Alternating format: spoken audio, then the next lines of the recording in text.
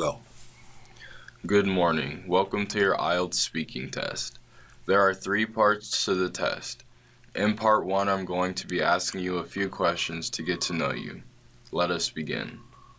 All right. Hey, thank you very much. I'm happy to be here. What is your full name? My full name is John Marcos, and my friends just call me Johnny. So I'm not sure if you want to call me Johnny or Mr. Marcos is fine with me. Either one is good. Okay. Can I see your ID? Yes. Here is my passport right here. Where are you from? Well, I'm originally from Mexico, but I have lived almost all my life here in the United States. However, I have to still take the IELTS exam because of my citizenship. Do you work or study? Right now, I am studying at a university here in the United States, and I have to take the IELTS exam because I need to get a higher score in order to be able to move on to a master's program. What subject are you studying? I am a psychology student, and it's a subject that I really enjoy a lot. I have been learning it in my bachelor's, and I find it very interesting. Why do you think people would choose such a subject in your country? You know what? I don't think that a lot of people in my country actually choose this subject. It's not that often that you hear about people in Mexico that are psychologists. You do have psychologists, but it's not as popular as it is here in the United States. But I think that it might become more popular because it's a great way to help people handle and get better with their individual problems and also societal problems. Do you think your English is good? I think it's pretty good. You know, I've been living here in the United States for a while, and so I've had a chance to talk to a lot of native speakers. And by talking to native speakers, I've really learned to improve my accent and to learn a lot of vocabulary. What will you do after studying this language? After studying English, I hope that it can be very useful in my profession. I think it'll be very good because I'll be able to meet clients who speak Spanish, and also if there are any Americans or people from the UK, I'll be able to help them as well. So I think that I'll still be using the language after I have been studying it for a while. Okay, let's talk about your home. Okay. Can you describe your home? Yes. Right now I'm living in a 3-bedroom apartment located in a 16-floor apartment building. My apartment has a living room, dining room, 2 bedrooms, kitchen, and a laundry room. Do you like it? It's okay. You know, I prefer to live in a house. But some of the things that I do like about my apartment are the location, the availability of mass transportation, and also my friends are pretty close. Would you like to change something about your house? Yeah, if I could, I would like to change the location of my apartment because I have some next door neighbors that are pretty loud in terms of playing music and having parties. So if I could actually change the actual location of my apartment, that would be great because I need to be able to study for my classes. Okay. Do you like flowers? Yeah, I do. I do like flowers. I have grown. I've actually tried to grow my own flowers for a long time. I'm not very good at it, but I love the smell of flowers. Yes. Do you have any plants in your home? As I was saying, I've tried to grow flowers myself for a while, so I do have some plants inside my home, and I normally keep them near the windows and in the bedroom because it really helps to make the house smell good. What kind of plants were they? Oh wow, I'm not really good with names. I probably can't tell you the actual names of the plants because normally when I go shopping, I just look for the color of the plant and the smell of the plant. And if I like the color and I like the smell, then I buy it. So I'm not really good at names. When was the last time you bought a plant? Wow. I would probably say the last time I purchased a new plant was about 4 or 5 months ago. I bought I can't remember the name of it. It's a big green plant, and you're supposed to put it near the window, and it grows very, very long vines. But it's a beautiful plant.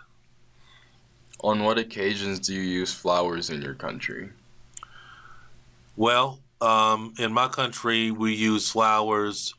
Definitely, we use flowers sometimes when there is a funeral, weddings, or for some type of romantic situation. Do you like to travel by bus or by taxi? I definitely prefer the bus because on the bus, you're able to really see the way people are inside of a country. You see all types of people on the bus. Some crazy people, some funny people, but I think the bus is more interesting.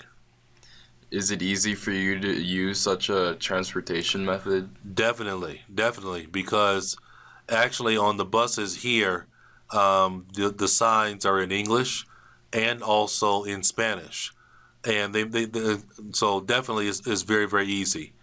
What's more is that when you are riding the bus driver is normally very helpful in terms of telling you where you should get off. Have you ever been on a very long bus journey? Although I've thought about wanting to travel for extended periods of time on a bus, I've never had an opportunity to do it. However, if I could take a long bus ride somewhere, I definitely think I would love to ride a ride from where I am now to maybe Oregon or Washington because I've heard it's very beautiful. Do you like giving presents to people? Yes. I think that it is very nice to give presents to people, especially when they're not expecting it, because it's nice to be able to see their happiness from receiving a present. So definitely that is something I love to do. What type of presents do you like to give? Well, I think it's great to be able to give presents that are unique because I think that people will remember those types of presents a lot more. Do you give presents that you made yourself to anyone?